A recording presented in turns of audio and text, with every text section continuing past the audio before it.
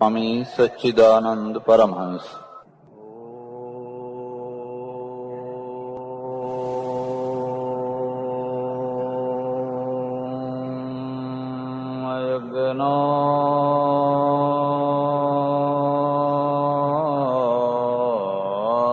તિમિરાંધસ્ય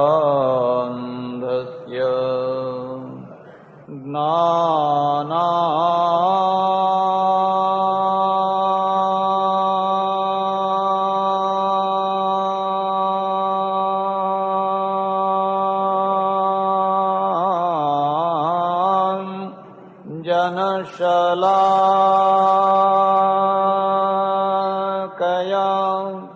ચક્ષુરુન્મીલિતં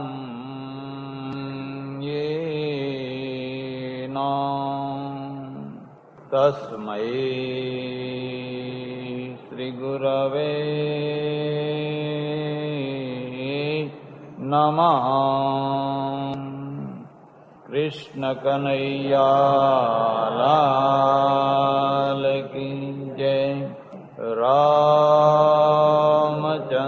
ભગવાન કી. નમઃ પાર્વતી પતે. હર હર મહાદેવ હર.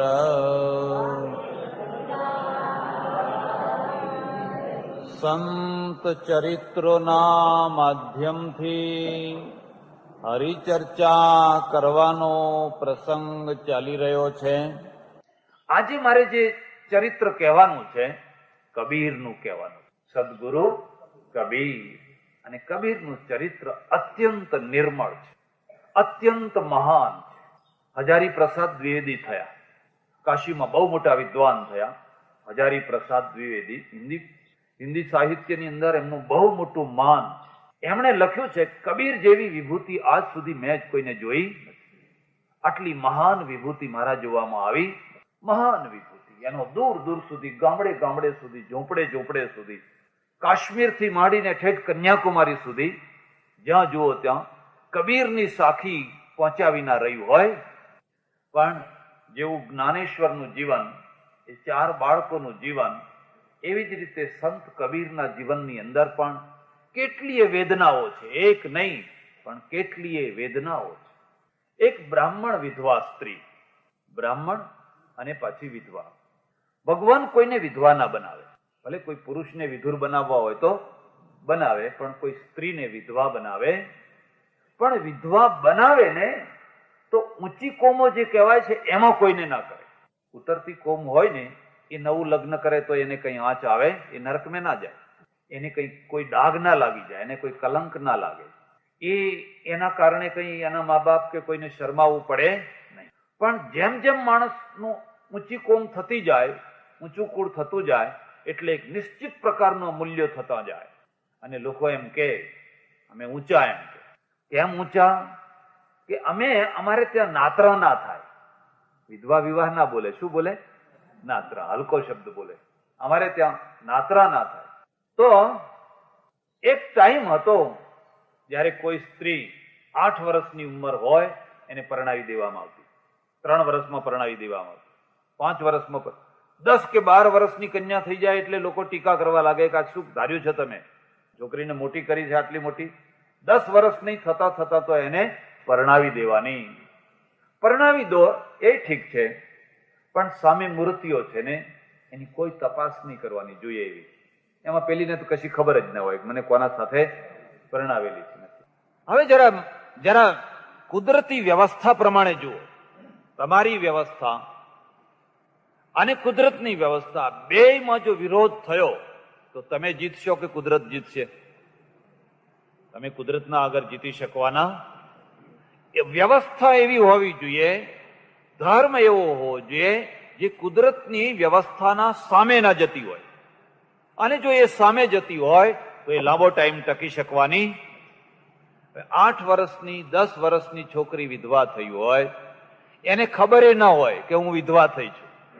નાની નાની છોડીઓ જયારે બંગડીઓ પહેરતી હોય, ચૂડીઓ પહેરવા માટે ઘરમાં ઝઘડા કરતી હોય, નહીં? પેલી ગોરમાના આવે ને દિવસો, અમુક દિવસો આવે ને ત્યારે બધું આમ પહેરે, કોઈ આમ ચાંદલો કરે, આમ કરે, તેમ કરે, એટલે બધું એને મા બાપને લાવીને આપવું પડે કે લે આ ફલાણું, આ ફલાણું. એવા દિવસોમાં જયારે એની ઉંમરની છોકરીઓ બધી ચૂડીઓ પહેરતી હોય, કઈ તિલક આમ તેમ શણગાર કરતી હોય, ત્યારે ઘરવાળા કહે તારે ના પહેરાય, તારે ના પહેરાય. એટલે એને સમજ ના પડાય કે મારે કેમ ના પહેરાય. એ 8 વર્ષની છોકરીને કઈ ખબર પડે કે મારે કેમ ના પહેરાય, પણ બધા ઘરવાળા કહે નહીં તારે ના પહેરાય, હો તારે ના પહેરાય. અને ના પહેરાય એટલે પછી એ ના પહેરે. આખા ઘરવાળા ભેગા થઈને એના મગજનું ઘડતર કરે. તારે આમ ના થાય, કોઈ જતું હોય તો તારે સામે ના જવાય, તારે આમ ના થાય. અને ધીરે ધીરે ધીરે એના મગજમાં આ ભાવ બેસવા લાગે કે મારાથી આ બધા કરે એવું કઈ થતું નથી. અને થતું નથી. હવે એને જે જીવન મળ્યું છે, કુદરતનું આપેલું છે કે માણસોનું આપેલું છે? માણસોનું આપેલું છે. ડાયા માણસોનું આપેલું છે કે ગાંડા માણસોનું આપેલું છે? ડાયા માણસો, ઉપરના ડાયા માણસો, જે આખી દુનિયાની પંચાયત કરે છે, જે આખી દુનિયાનું ડાપણ દોડે છે. પેલા જે ગાંડા માણસો છે ને, એ તો સમજે કે હવે આ વિધવા થઈ તો કઈ નહીં, આપણે ચાલો બીજાને પરણાવી દો, ત્રીજાને પરણાવી દો, એટલે ચાલ્યા. તમારે એનો તિરસ્કાર કરવો હોય તો કરો, પણ એના ત્યાં પ્રશ્નો ઉભા નહીં થાય. જે કુદરતી પ્રશ્નો છે એ એના ત્યાં ઉભા થવાના. પણ આ જેમણે કુદરતના વિરુદ્ધમાં સમાજ રચના કરી એમના ત્યાં પ્રશ્નો ઉભા થશે કે નહીં થાય? અને એ જે પ્રશ્નો ઉભા થાય, કેટલા ભયંકર પ્રશ્નો ઉભા થાય. હવે 15 વર્ષની થાય, 17 વર્ષની થાય, 20 વર્ષની થાય, એને પોતાને કશી ખબર નથી કે હું પરણીતી, મારો ઘરવાળો કેવો હતો, શું હતું કે શું નતું.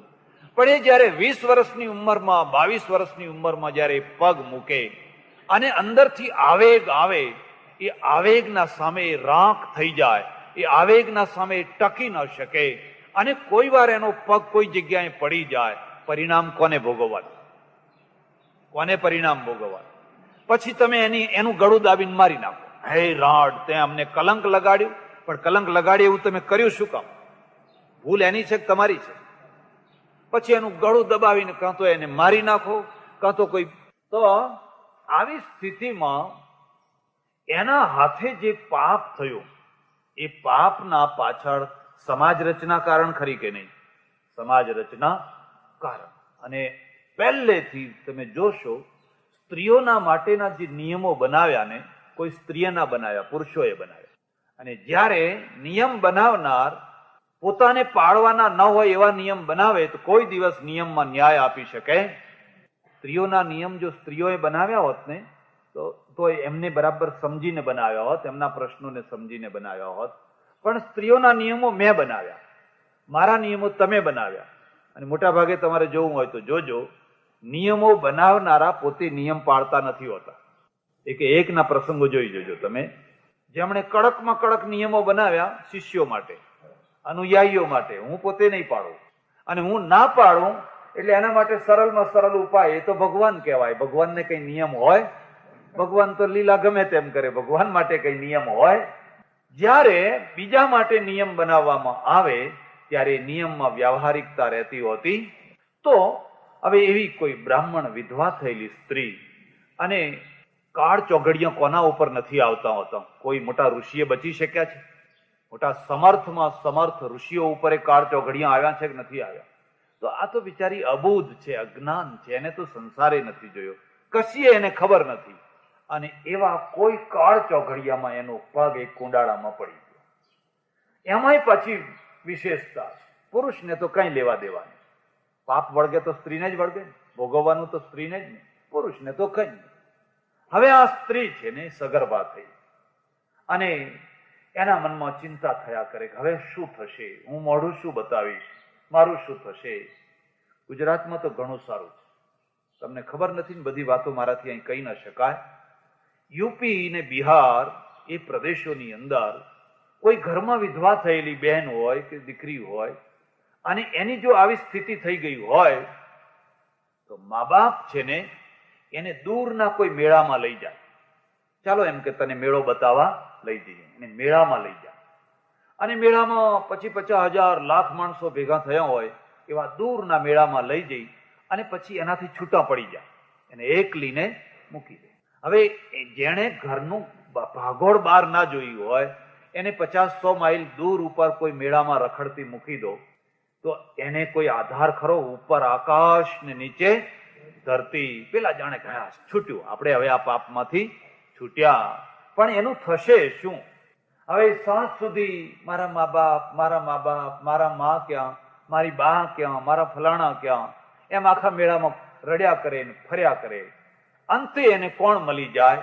બસ સમજી જાઓ, એને કોણ મળી? એને કોઈ વેશ્યાવાળો માણસ મળી જાય અને એને લઈ જાય. અને પછી આખી જિંદગી એને એ કામ કરાવે કે એ કામમાં એ ધકેલી જાય. કોનો વાંક છે? કોનો દોષ છે? અને મા બાપ નોય દોષ નથી. મા બાપ ઘરમાં રાખે તો સમાજ એને સ્વીકારવા તૈયાર છે. એટલે કાં તો એને મારી નાખો, કાં તો એને રખડતી મૂકી દો, કાં તો કોઈ ત્રીજું કામ કરો, પણ જે કુદરતી વ્યવસ્થા છે એ કુદરતી વ્યવસ્થા વાળું કામ સ્વીકારી શકાતું. પશ્ચિમના લોકોની આપણે આલોચના કરીએ ને, પણ ત્યારે આ મુદ્દો યાદ રાખજો. તમે એમ કહો કે અમારી સંસ્કૃતિ મહાન, અમારી સંસ્કૃતિ મહાન, પણ તમારી સંસ્કૃતિની બીજી બાજુઓ કેમ નથી દેખાતી?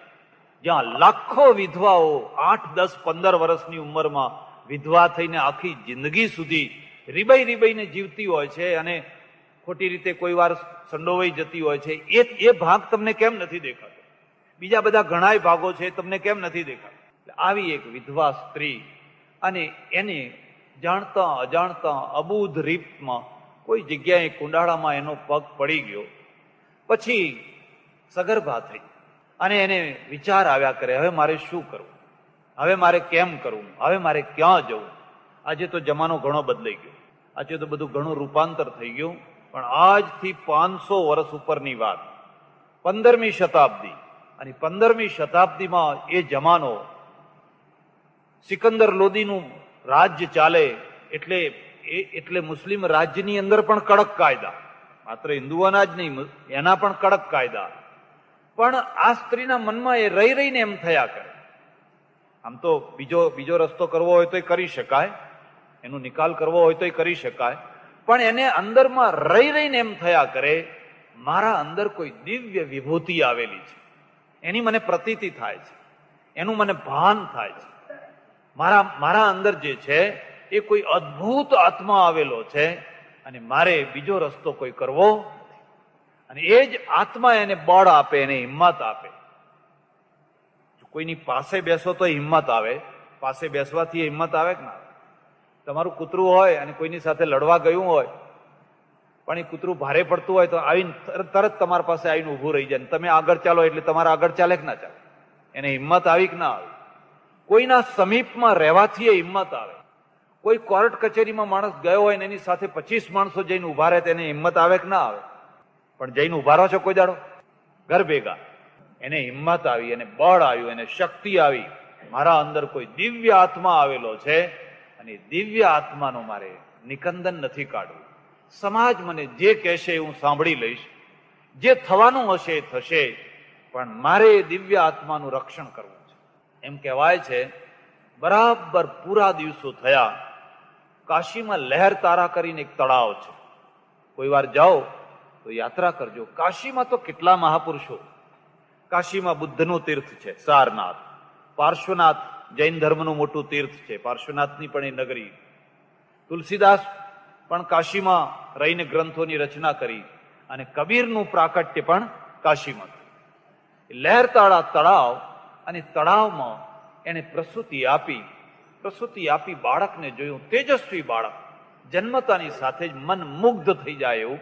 આટલું રૂપાળું બાળક, આટલું તેજસ્વી બાળક, પણ એ બાળકને હું મારી પાસે રાખી શકીશ? મારી પાસે નહીં રાખી શકીશ. માં બનવાના કોડ હોય, માં થવાના અરમાન હોય, ભગવાને એને બાળક પણ આપ્યું હોય, પણ સમાજ વ્યવસ્થા એવી હોય કે માં ના થઈ શકે અને બાળક પુત્ર ના થઈ શકે. બેયના વચ્ચે એક બહુ મોટી દિવાલ ઉભી થઈ જાય, અને એને એ બાળકને છોડીને ખસી ગઈ. પઈ જાઉં, મારું મોઢું ઢાંકી દઉં એ જ બરાબર છે. બાળક તો નદીના કિનારે પડેલું છે, અને જેને રામ રાખે એને કોણ ચાખે? નહીં તો કૂતરા ના આવે, શિયાળ ના આવે, કાગડા ના આવે, બધા ઘણા આવીને ભેગા થઈ જાય. પણ એ નદીના કિનારે પડેલું છે. બરાબર આ જ ટાઈમે કોઈ વ્યવસ્થા છે, કોઈ પ્લાન છે. એક બે વણકર કુટુંબો, બે વણકર એટલે યુપીમાં એને જુલાહા કહે, અને વણકર એટલે જુલાહા એટલે કપડાં વણનારા, જે કપડાં વણવાનો ધંધો કરે. આજે પણ કાશીમાં જે બનારસી સાડી બનાવે છે ને એ વણકર લોકો છે, મુસ્લિમ છે, જુલાહા એને કે. આમાં બે દંપતી, એકનું નામ નીરુ, પતિનું નામ, અને પત્નીનું નામ નીમા. નીરુ અને નીમા બંને આવી રહ્યા છે. બંને બે મુસ્લિમ, બંને મુસ્લિમ છે. બંનેને સંતાન નથી. કેટલો મોટો યોગ છે. હું તમને ભલામણ કરું છું, મોટી ઉંમર થઈ ગઈ હોય અને છતાંય સંતાન ના થયા હોય તો હવે બહુ ભટકશો નહીં, બહુ રખડશો નહીં. માટી આપો, માટી, અરે ઘણીએ માટી પડી છે, લઈને ઉછેરો ને મોટા કરો ને. કોઈને માની જરૂર છે, કોઈને બાળકની જરૂર છે. કેટલાય એવા છોકરા છે કે જે મા વિના તરફડી રહ્યા છે, એમને લો ને, એટલે એમનું ભલું થાય ને તમારું ભલું થાય. પણ તમારે તો એક જ વાત છે, નહીં અમને આપો, અમને. અરે ભાઈ, આપી હોત તો વહેલી ના આપી હોત. હવે શા માટે ખોટી આશાના તંતડામાં લંબાયા કરો છો? નીરુ અને નીમા, પતિ ને પત્ની, બંનેને સંતાન નહીં. જેને સંતાન ના હોય એની એક ખાસિયત હું તમને બતાવું છું. તમારા દાંપત્ય જીવનમાં જોવું હોય તો જોજો. જેને સંતાન ના હોય ને એ પતિ પત્નીને કાં તો અત્યંત મેળ હોય, કાં તો અત્યંત કુમેળ હોય. જોઈ લીધું.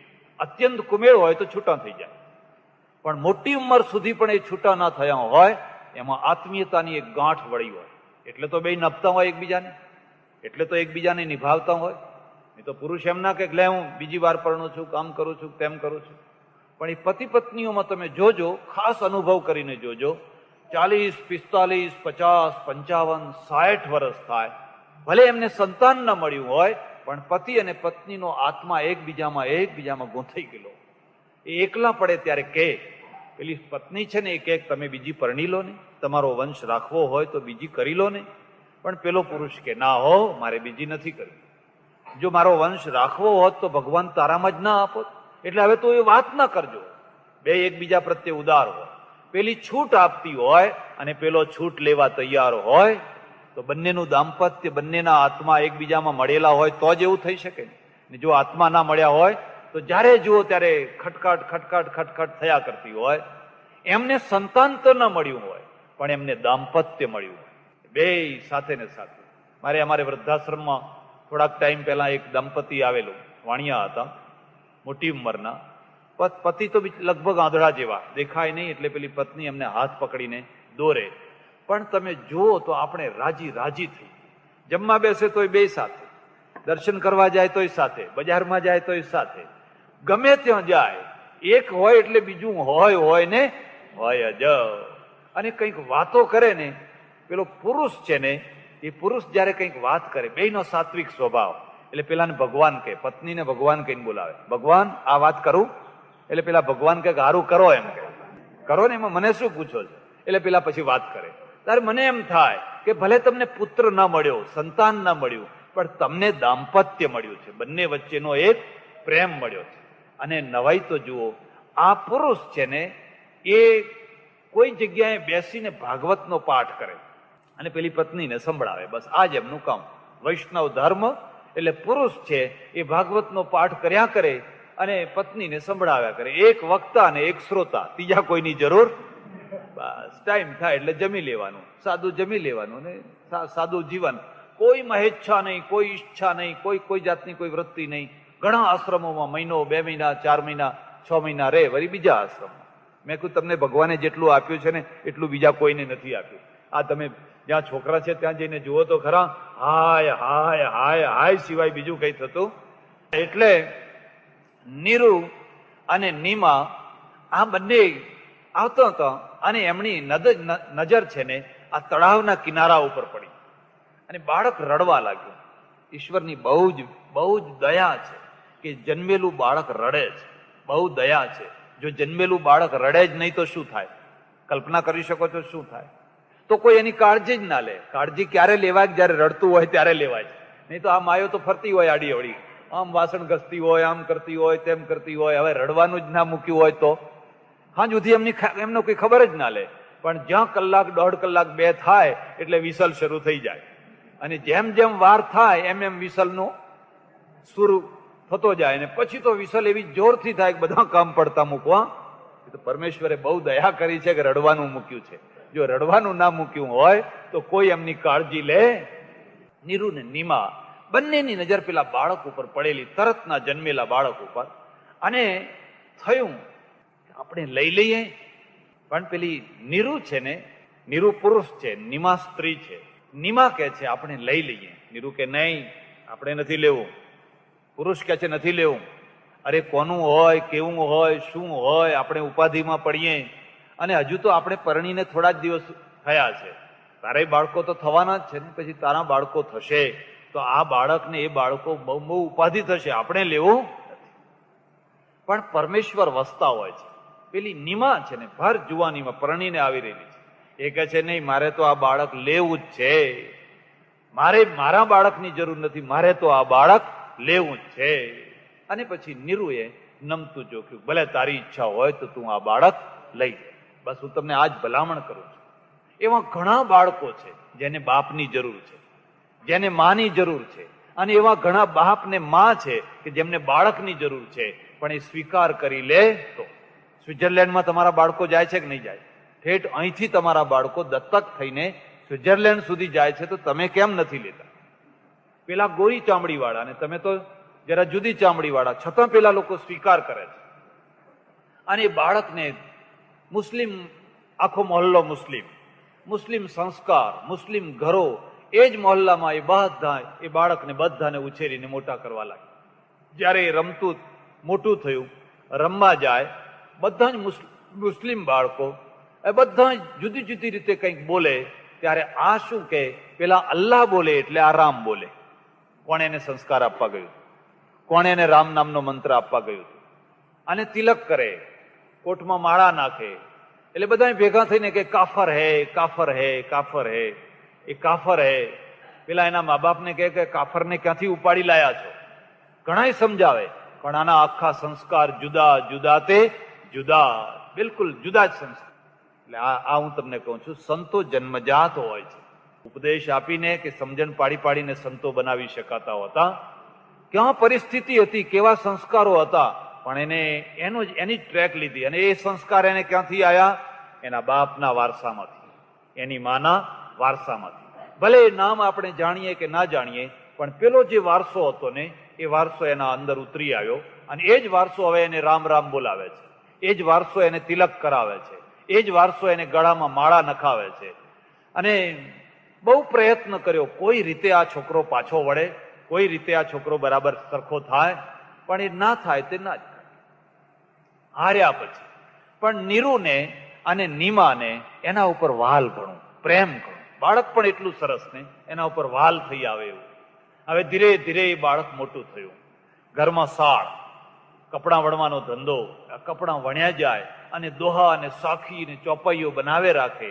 અને સાખીઓના મૂળમાં રામ શબ્દો, એ એકે એક સાખીમાં કોઈને કોઈ રામનું નામ હોય. મા બાપ થાક્યા, હાર્યા, હવે કરવું શું આમ? એ વખતે કાશીમાં રામાનંદ સ્વામીની ખૂબ ખૂબ પ્રતિભા અને રામાનંદ સ્વામીનું ખૂબ મોટું નામ. આ રામાનંદ સ્વામીએ બહુ મોટું કામ કર્યું, બહુ મોટું કામ કર્યું. એમના જેવું બીજા કોઈએ કામ ના કર્યું. એમને ઘણા શિષ્યો. અને કબીરના મનમાં ઈચ્છા થઈ કે ગુરુ કરાવું તો રામાનંદ સ્વામીને જ ગુરુ કરું, બીજા મારા કોઈ ગુરુ. પણ મુસલમાનના છોકરાને કોઈ ગુરુ થવા તૈયાર થાય? એમાંય પાછો જુલાહાનો છોકરો, જુલાહા એટલે વણકરનો છોકરો, એના કોઈ ગુરુ થવા તૈયાર થાય? એક બે વાર પ્રયત્ન કર્યો, પણ કઈ સફળતા મળી. પણ નિષ્ઠા કદી હારતી નથી હોતી. યાદ રાખજો આ બે શબ્દો, પ્રેમ અને નિષ્ઠા, આ બે કદી હારતા નથી હોતા. એ બેયનો અંતિમ વિજય થતો જ હોય છે, એ કદી હારતા હોતા. એણે એક વચ્ચેનો રસ્તો ખોળી કાઢ્યો. ત્યાં રામાનંદ સ્વામી છે ને રોજ સવારે પરોઢિયે ગંગાજીમાં સ્નાન કરવા જાય છે. અને ત્યારે અંધારું, આવી લાઈટ નહીં, સીડીની, કાશીની સીડીઓ, પગથિયા, એક પગથિયામાં જઈને સૂઈ ગયા જાણી કરી. અને પેલા રામ રામ રામ રામ કરતા સવારના પોરમાં હાથમાં કમંડળ, પોતિયું નાવાનું અને લઈને ગંગા કિનારે ઉતરી રહ્યા છે સીડીઓ. એમાં કબીરના માથા ઉપર એમની ચાખડીની ઠોકર વાગી. અને ચાખડીની ઠોકર વાગી એટલે આપણને દુઃખ થાય ને, સંતને તો આઘાત લાગે. મારો પગ કોઈને વાગી ગયો, બેટા બેટા કોણ હે કોણ હે કોણ હે, એટલે પેલા ઉભા થઈ ગયા. કહા લગી? ઇધર લગી, યહાં લગી, યહાં લગી. રામ રામ બોલો બેટા, રામ રામ બોલો, રામ રામ બોલો. ગુરુજી યહાં લગી, એટલે વધારે રામ રામ નું નામ વધારે આવે એટલા માટે. હવે પેલા એ તો સહજ કહી દીધું, રામ રામ બોલો બેટા, રામ રામ બોલો, ભગવાન સબ ઠીક કર દેગા. એ ગયા નાવા. અને આ તરફ એને પ્રચાર કરી દીધો, રામાનંદ સ્વામી મારા ગુરુ છે, રામાનંદ સ્વામી મારા ગુરુ છે, રામાનંદ સ્વામી મારા ગુરુ છે. રામાનંદ સ્વામીની પાસે વાત આવી, હે મેં તો એને શિષ્ય બનાવ્યો જ નથી, કોણ કે છે? એ કે છે. અને એમણે બોલાયા, કબીરને બોલાવીને કહ્યું, હું તમારો ગુરુ છું? કે હા, તમે મને મંત્ર આપ્યો છે ગુરુજી, ભૂલી ગયા? મેં ક્યારે મંત્ર આપ્યો છે? મેં તો તને મંત્ર આપ્યો જ નથી. કે ના ગુરુજી, યાદ કરો, પેલી જે કાશીની સીડીઓ, એ સીડીઓમાં હું સુતેલો અને તમારી ચાકડી મને વાગેલી, અને પછી તમે કાનમાં આવીને કહ્યું રામ રામ બોલો બેટા, રામ રામ બોલો બેટા, રામ રામ બોલો બેટા. તો મંત્ર આપ્યો કે ના આપ્યો? અને રામાનંદ સ્વામીએ કાનની બૂટ પકડી કે ઘણા શિષ્યો મળ્યા, પણ તારા જેવો શિષ્ય હજુ સુધી મળ્યો. બધા ગુરુ કરાવે, પણ મેં શિષ્ય કરાયો. આપણે ઉલટું થયું, તારા જેવો આજ સુધી મને કોઈ શિષ્ય મળ્યો. રામાનંદ સ્વામી જમાત લઈને નીકળ્યા, અને જમાતની અંદર કબીરને સાથે લીધા. કબીરને આખા ભારતમાં ફેરવ્યા, બધે ફર્યા, બધા અનુભવ કર્યા, ઘણા સંપ્રદાયો, ઘણા પંથો, ઘણી બધી વાતો, અને બધું ફરીને જયારે ફરી કાશીમાં આવ્યા, એટલે કબીર છે ને એ કબીરના લગ્ન થયા, સંસાર માંડ્યો. એમને પરણાવવામાં આવ્યા. એ એમની પત્નીનું નામ છે લોહી, યાદ રાખજો, પત્નીનું નામ છે લોહી. સંત માર્ગ છે ને, એ સંત માર્ગમાં અને આ સંન્યાસી માર્ગમાં આટલો જ ભેદ છે. એમાં પતિ હોય, પત્ની હોય, બાળકો હોય, ઘર હોય, ધંધો હોય, અને ભગવાનનું નામ હોય, એને કોઈ વિરોધ ના હોય. ઋષિ માર્ગ અને સંત માર્ગ, આ બંને માર્ગોની અંદર દાંપત્ય જીવન સાથે આખો સંસાર ચાલે. એટલે એમને પરણાવવામાં આવ્યા. પત્નીનું નામ છે લોહી, અને લોહીને 2 દીકરા થયા. લોહીને 2 દીકરા. દીકરાનું નામ છે કમાલ, અને દીકરીનું નામ છે કમાલી. બેયનું નામ કમાલ ને કમાલી. લોકો મશ્કરી કરે કે આ વારે જુઓ ને, આવું ઘર સંસાર કેટલી માયામાં પડ્યા છે, અને બધા આખી દુનિયાને ઉપદેશ આપે છે, આખી દુનિયાને ઉપદેશ આપે છે. વિરોધી તો રહેવાના ને, જેટલી તમારી ઊંચાઈ એટલા વિરોધની પણ એટલો જ વિરોધ વધારે. વિરોધ કર્યા જ કરે. એક માણસે એક દિવસ આવીને કહ્યું કે તમારે તો પત્ની છે, 2 બાળકો છે, ઘર છે, સાડ ચલાવો છો, કપડું વણો છો, છતાંય તમે પરમેશ્વરનું નામ લઈ શકો છો? આટલો મોટો સંસાર છે, આટલો મોટો ધંધો છે, આટલો મોટો ઉદ્યોગ છે, અને તોય તમે ઘરમાં રહીને ભગવાનનું ભજન કરો છો? એનું કારણ અમને બતાવશો? કબીરના જીવનમાંથી એક બહુ સુંદર વાત શીખવાની મળશે. એને કહ્યું, કાલ બપોરે મારે ત્યાં આવજો, કાલ બપોરના 12 વાગે તમે મારે ત્યાં આવજો, અને મારું મન પરમેશ્વરમાં કેવી રીતે રહે છે એ હું તમને બતાવીશ. પેલો માણસ તો 12 વાગે પહોંચી ગયો. 12 વાગે કાશીમાં તાપ બહુ પડે, અને કોઈ ઝાડના નીચે શાળ રાખેલી, અને આ કપડાં વણ્યા કરે, અને કપડાં વણતા વણતા ભજન રચે.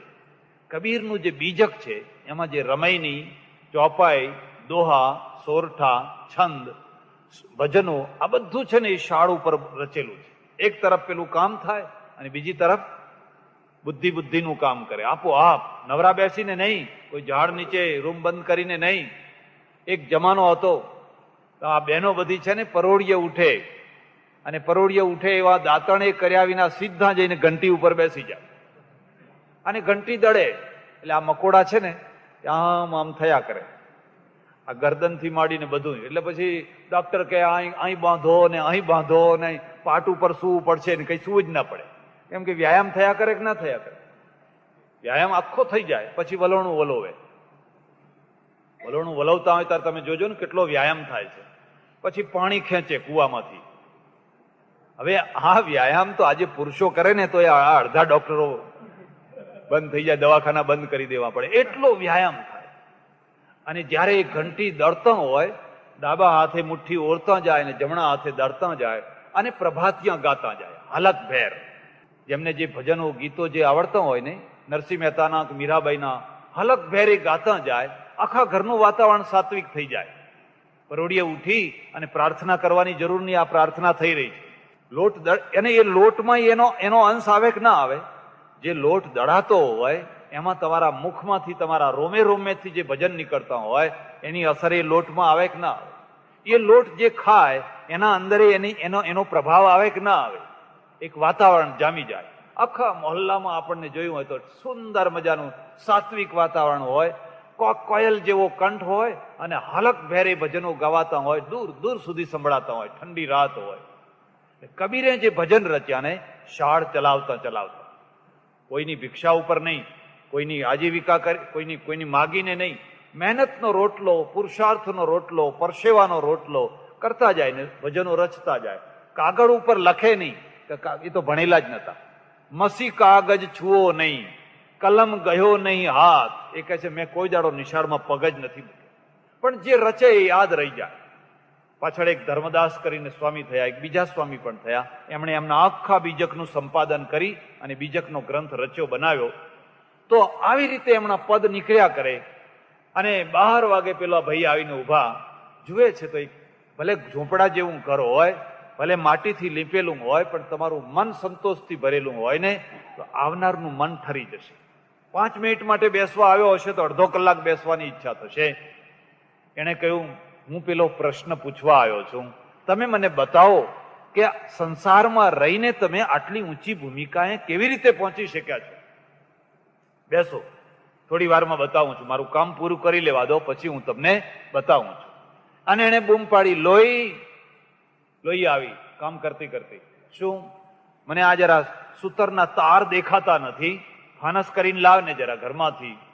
અને તરત જ ઘરમાં ગઈ અને ઘરમાં જઈને એને ફાનસ કર્યું. ફાનસ કરીને લાવીને કે અહીં બતાવ, મને તાર દેખાતા નથી, અહીં બતાવ. એ ફાનસ લઈને આમ ઊભી રહી, એને તાર બધા ઠીક કર્યા, કહ્યું લઈ જાઓ. હવે પેલો બેઠો બેઠો વિચાર કરે છે કે આ સંતો બધા ચક્રમાં જ હોય, મગજ ખરેલું. આટલો બપોરનો તાપ છે અને બપોરના તાપમાં વાળ દેખાય છે, તો આને તાર નથી દેખાતા હશે. પણ એમ કે આ તો ચસકેલા મગજ હોય એ જ સંત થાય, કોઈ સારા મગજ વાળા કોઈ સંત થાય. પછી પૂરું થઈ ગયું. પેલા આવીને કહ્યું મહારાજ પેલા મારી શંકાનું સમાધાન કરો ને. એ શંકાનું સમાધાન ના કર્યું ભાઈ, તમે જોયું નહીં? ના, તમે તો એક અક્ષરે બોલ્યા નથી. કે બોલીને સમાધાન ના થાય, મેં વગર બોલે સમાધાન કર્યું. શું? જો મારી જે ભૂમિકા છે ને એ આ લોહીના કારણે છે. ખરા બપોરે મેં ફાનસ માગ્યું, પણ એને એમ પૂછ્યું કે અત્યારે મારી ફાનસની જરૂર હોતી હશે? એવો સામે જવાબ આપ્યો ખરો? એને તરત જ મને ફાનસ કરી આપ્યું. મેં જેમ કહ્યું એમ કર્યું, બસ એ છે એટલે મારી ભૂમિકા છે. જો એની જગ્યાએ કોઈ કર્કશા મળી હોત તો મને આ ખરા બપોરની વાત તો જવા દો, પણ રાતના 9 વાગે ફાનસ કરવા તૈયાર થયું હોત. જાઓ ને એમ કે તમારા મેળે કરી લો ને. અમને જયારે જુઓ ત્યારે કે કરો છો, જયારે જુઓ ત્યારે લોહી પી જાઓ છો. પણ ત્યાં એ પત્નીના કારણે હું આટલી ઊંચી ભૂમિકાએ પહોંચી શક્યો છું. આ કબીરની મહત્તા, આ લોહીની મહત્તા અને કમાલ અને કમાલી છે. એમણે ઉપદેશ આપ્યો. કહે કબીર કમાલ કો 2 બાતા सीख ले, कर साहब की बंदगी और भूखे को कछु दे. અને હ્યુમાનિટી આવી, માનવતા આવી. कर साहब की बंदगी और भूखे को कछु દે. બસ બીજું કઈ કરવાનું નહીં. આ સંત માર્ગ છે. અને સંત માર્ગમાં કોઈ કર્મકાંડ નહીં, કોઈ કંકુના છાંટા નાખો નહીં, ચોખા નાખો નહીં, દાભડો મૂકો નહીં, ધરો મૂકો નહીં, કશું જ નહીં. કર સાહબ કી બંદગી ઓર ભૂખે કો કछु દે. ભગવાનનું ભજન કર અને કોઈ ભૂખ્યો દુખ્યો કોઈ દુખિયારો માણસ આવે તો એને મદદ કર. ભગવદ્ ગીતામાં આવો, ભગવાને કહ્યું મામ અનુસ્મર યુદ્ધ ચ. અર્જુન મારું સ્મરણ કર અને સંસાર સાગરમાં યુદ્ધ કરતો જા, સંસાર સંગ્રામને લડતો જા. તુલના કરો, બે સરખું મળી જશે. જલારામે કહ્યું જો આપે ટુકડો તો ભગવાન થાય ટુકડો. આ આખો માર્ગ જેને આપણે સંત માર્ગ કહીએ, સરળ અને સહજ, સૌથી પાડી શકાય એવો, એમાં કોઈ બીજી વાતો નહીં. કબીરની મહિમા વધવા લાગી, મહત્તા વધવા લાગી, યશ વધવા લાગ્યો. પણ એમના 2 દુશ્મનો મોટા થયા. મુસલમાન એ દુશ્મન અને બ્રાહ્મણો હિન્દુઓ પણ દુશ્મન. મુસલમાનો એટલા માટે દુશ્મન કે મુસલમાનના ઘરમાં જન્મ્યો છે એટલે ઉછર્યો છે, ઉછરીને મોટો થયો છે. અને રામ નામ લેવડાવે છે. બધાને કહે છે રામ બોલો, રામ નામ લેવડાવે છે, એટલે એમને દુશ્મન લાગે છે. હિન્દુઓના માટે એટલા માટે દુશ્મન કે એ ગંગાને માનતો નથી, કઈ ડૂબકી લગાવવાથી કઈ પાપ બળીને ખાક થાય, એ મૂર્તિ પૂજાને માનતો નથી, એ બીજી ઘણી વાતોને માનતો નથી. એનો એક ઈશ્વર છે, માત્ર એક ઈશ્વર છે, અને ઘટઘટમાં રહેલો ઈશ્વર છે. એને ખોળવા માટે કાશીની જરૂર નહીં, મથુરાની નહીં, વૃંદાવનની નહીં, હિમાલયની નહીં. એ જ્યારે મળે ત્યારે તમારા હૃદયમાં જ. મોકો કહા ઢૂંઢે બંદે, મેં તો તેરે પાસ હું, મોકો કહા ઢૂંઢે બંદે. કબીરની વાણી આખી જોજો, એમાં માત્ર હૃદયમાં ભગવાન રહેલો છે, એ વાત ઉપર ભાર મૂકવામાં આવ્યો. એટલે બે પ્રજા દુશ્મન થઈ ગઈ. જેની દુશ્મન બે પ્રજાઓ હોય એ માણસ જીવન જીવે તો કેટલા દુઃખમાં જીવતો હશે. બંને એને સતાવવામાં બાકી ના રાખ્યો, બંને દુઃખ દેવામાં બાકી રાખ્યો. પંડિતો આવે શાસ્ત્રાર્થ કરવા માટે, અને આ કબીર સંસ્કૃત ભણેલો નહીં, પાઠશાળામાં પગ નહીં મૂકેલો, પણ કબીરની વાણી આગળ બધા ચૂપ થઈ જાય. પંડિતો પૂછે તમે કોને માનો છો? એ કે હું એક ઈશ્વરને માનું છું. પણ તમારી નાત કઈ? અમારી કોઈ નાત નહીં. સંતોની કોઈ નાત હોય, અમારું કોઈ વર્ણ નહીં, અમારું કોઈ ગોત્ર નહીં, અમારું કોઈ કુળ નહીં, આ બધું અમે બોડીને આવ્યા છીએ. કામી ક્રોધી લાલચી ઇનસે ભક્તિ ન હોય, ભક્તિ કરે કો સુરવા, જો જાત વરણ કુલ ખોય. આ એની સાખીઓ. એટલે બે તરફ એમના એક સાથે દુશ્મનો થયા, પણ છતાં એ બંનેના વચ્ચે જીવતો રહ્યો, દુઃખ દેવામાં કોઈ બાકી ના રાખ્યું. એ વખતે દિલ્હીમાં સિકંદર લોદી બાદશાહ રાજ કરે, અને કબીરની મહિમા ઠેઠ સિકંદર લોદી સુધી પહોંચી. બન્યું એવું કે સિકંદર લોદી છે ને, એને આખા શરીરે બળતરા ઉપડેલી, લાય બળતરા. ઘણા વૈદ્યો, ઘણા હકીમો, ઘણાની દવા કરાવી, પણ બળતરા મટે. કોઈએ કહ્યું કે કાશીમાં એક કબીર નામના સંત રહે છે, એ જો તમને દુઆ આપે ને, દવા નહીં દુઆ આપે, તો કદાચ મટી જાય. અને સિકંદર લોદીએ કબીરને દિલ્હી બોલાવ્યા. આ કબીર ગયા દિલ્હીમાં, અને એણે કહ્યું મારા હાથમાં કશું જ નથી, કરતા ધરતા ખુદા છે, અલ્લાહ છે, માલિક છે, રામ છે. બનવું એવું ભગવાન કોઈને યશ આપતો હોય છે. કે પેલાની બળતરા મટી ગઈ, એની બળતરા મટી ગઈ. બળતરા મટી ગઈ એટલે એને તો એમ જ થયું બસ હવે કબીર જે માગે એ મારે આપવું, જાગીર, ગામ, જે કઈ માગે. પણ ત્યાંય પાછા દુશ્મનો ઉભા થયા. જે ધર્મગુરુઓ હોય એ વિરોધી થઈ ગયા. જો આ કબીરની મહિમા વધી તો બહુ બાદશાહને પોતાના પક્ષમાં ખેંચી લેશે. એટલે એમના કાનમાં બંબેરણી કરવામાં આવી કે આ ઇસ્લામનો દુશ્મન છે, આ તો કાફરની વાતો કરે છે, આ કુફરનો પ્રચાર કરે છે. અને ધીરે ધીરે બાદશાહના મગજમાં પણ આ વાત એવી ભરાઈ ગઈ કે વાત બરાબર છે. તો હવે શું કરશું? રાજા વાજાને વાદરા, બસ કે હાથીના પગ નીચે એને કચરાઈને મારી નાખો, હાથીના પગ નીચે એને છૂંદાવીને મારી નાખો. ઇતિહાસ આખો જોજો કેટલા જુલમ કરવામાં આવેલા. એને કબીરને રાખીને હાથી છોડવામાં આવ્યો એના ઉપર. ગાંડો હાથી દોડતો એના તરફ ધસ્યો, અને જેવો કબીરની નજીકમાં આવ્યો, કબીરે કહ્યું તું મારો સાંઈ, તું મારો સ્વામી. સાંઈ એટલે રામ. અને હાથીનું આખું મગજ ફરી એ ઢીંચણીએ પડી, અને સૂંઢ એના સૂંઢ એના માથા ઉપર મૂકી, અને સૂંઢ ઉપર લઈને પોતાની પીઠ ઉપર કબીરને બેસાડી, અને સૂંઢ આમ તેમ નાચતો નાચતો જ્યાં બાદશાહ બેઠો હતો ને ત્યાં આવીને ઉભો રહી ગયો. હવે કોઈ બાકી રહ્યું ખરું? હવે પ્રૂફમાં કઈ બાકી રહ્યું ખરું? અને એને કહ્યું એ મુલ્લાઓ, તમે આના પાછળ ના પડો, તમે આની સ્થિતિને સમજી શકતા. આ સુફી છે, આની ભૂમિકા ઘણી ઊંચી છે. બુલ્લે શાહે એક બહુ સરસ વાત કરેલી છે. બુલ્લે શાહ જે થયો પંજાબમાં, એણે કહ્યું બુલ્યા ચલો ઓથે જેથે કાજી મુલ્લાની જાત ના હો. એ બુલ્લે શાહ, ચાલ આપણે એવી જગ્યાએ જઈએ કે જ્યાં કોઈ કાજી ના રહેતો હોય, જ્યાં કોઈ મુલ્લા ના રહેતો હોય, જ્યાં કોઈ પંડિત ના રહેતો હોય, જે આવી ઝીણી ઝીણી વાતોમાં ભૂલો કાઢ્યા કરે. તમે આ ના કર્યું, તમે તે ના કર્યું. જ્યાં મન રહેતું હોય, જ્યાં હૃદય રહેતું હોય, જ્યાં ભગવાન રહેતો હોય, ત્યાંથી વિજય કરીને પાછા આવ્યા. પણ આ બાજુ છે ને આખા કાશીના પંડિતો વિરોધી થઈ ગયેલા. પંડિતોનું આખો ધર્મ આજીવિકા લક્ષી, આજીવિકા માટેનો ધર્મ. અને આનો ધર્મ છે એને આજીવિકાને કાંઈ લેવા દેવા નહીં. એનો નિર્ગુણી પંથ, નિરાકાર પંથ, એક બ્રહ્મ, યજ્ઞ નહીં, હોમ નહીં, હવન નહીં, માત્ર ઈશ્વરની બંદગી, બંદગી સિવાય કાંઈ નહીં. હવે વિચાર કર્યો કે આ કબીરને કરવું શું? મારા મોકલ્યા મારવા માટે. એમને જેમ જેમ પેલાને મારવા, બુદ્ધને મારવા માટે મારા મોકલેલા, એવી જ રીતે કબીરને મારવા માટે મારા મોકલ્યા. પણ મારા જેવા ગયા અને કબીરની વાણી સાંભળી વિચારો બદલાઈ ગયા. આપોઆપ એમના વિચારો બદલાઈ. પણ પેલા હાર્યા નહીં, એમણે એક સ્ત્રીને ઊભી કરી દીધી. બસ, જે માણસ આ રીતે ના હાર્યો હોય એને બીજી રીતે હરાવવા માટે એક સ્ત્રીને ઊભી કરી દીધી. એને શીખવાડ્યું, તારે આમ કહેવાનું, બધું શીખવાડી દીધું. સભા ચિક્કાર ભરાયેલી છે. કબીર એમની સાખીને વાણીઓથી ઉપદેશ આપી રહ્યા છે. કોણ છો? અરે કોણ છો? ભૂલી ગયા બધું. એ સમજી ગયો. એમને કહ્યું કઈ વાંધો નહીં, હમણાં જ મારા ઘેર ચાલો, હમણાં જ તમે મારે ઘેર ચાલો. અને એ લઈ ગયા ઘેર. લઈ ગયા એટલું નહીં, એને ઘરમાં રાખી વર્ષો સુધી રાખી. 1-2 દિવસ નહીં, વર્ષો સુધી રાખી. પેલી લોહીને કહે, જો આ એક આપણા અતિથિ છે, આપણા આંગણા આવેલા એક ભગવાન છે, એને કોઈ દુઃખ ના પડે એવી રીતે આપણે સાચવવાના છે. અને વર્ષો વીત્યા, એને ભાન થયું કે હું કોને કલંક લગાડીને આવી છું. આ પુરુષ આજ સુધી કોઈ દિવસ ઊંચી આંખ કરીને મારા સામે વિકાર ભાવે જોતો નથી, અને દુનિયા એના ઉપર પથરા મારે છે, છતાં એ વિચલિત થતો નથી. અંતે તો એના અંદર એ રામ બેઠેલા છે, અને એના પશ્ચાતાપનો પાર ન રહ્યો. ધ્રુસકે ને ધ્રુસકે રડી અને લોકોના વચ્ચે કહ્યું કે ભાઈ, મેં આના ઉપર ખોટું કલંક લગાડેલું છે. એને કહ્યું કઈ વાંધો નહીં માતાજી, આખી જિંદગી તમે રહો, હવે ક્યાં જશો તમે, અને હવે તમને કોણ રાખશે?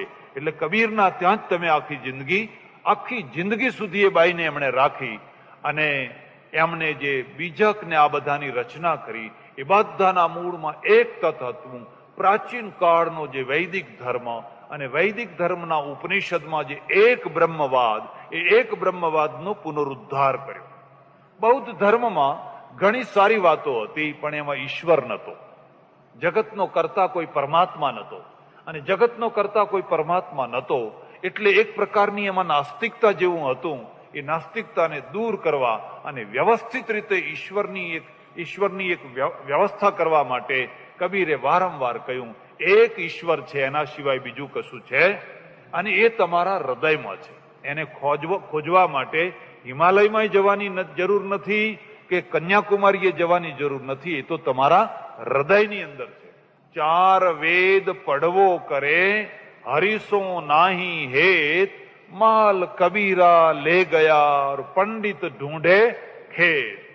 એની સાખીમાં એટલું જોર છે, જાણે વેદની રૂચા હોય, તમારી હૃદયમાં આવીને વાગી જાય એવી એની સાખી છે. 4 વેદ ભણ્યા હોય પણ પરમેશ્વર ઉપર ભાવ ના થયો હોય. આનો ભદ્રા બધું રોજ કડકડ બધું બરાબર બોલતો હોય, પણ ભગવાન ઉપર જરાય ભાવ થયો હોય. 4 વેદ પડવો કરે, હરીસો નાહી હેત, માલ કબીરા લે ગયા, પંડિત ઢૂંઢે ખેત. તમે શા માટે ખેતરમાં ફરો છો? માલ તો મારી પાસે છે, અને ભગવાન છે. 2.5 અક્ષર પ્રેમ કે, પડે સો પંડિતો હોય. એનું પરિણામ એ આવ્યું કે આજે ભારતની અંદર, આખા ભારતમાં કબીર સંપ્રદાય છે, અને કબીર સંપ્રદાયે ખાસ કરીને પછાત વસ્તીને સ્વીકારી છે.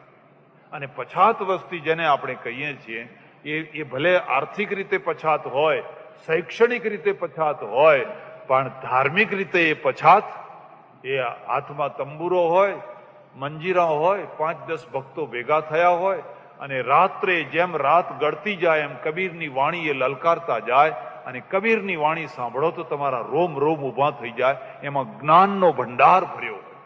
એવી કબીરની વાણીના દ્વારા કબીર સાહેબે હિન્દુ પ્રજાના અડધા ભાગ ઉપરના ભાગને હિન્દુ બનાવી રાખ્યો.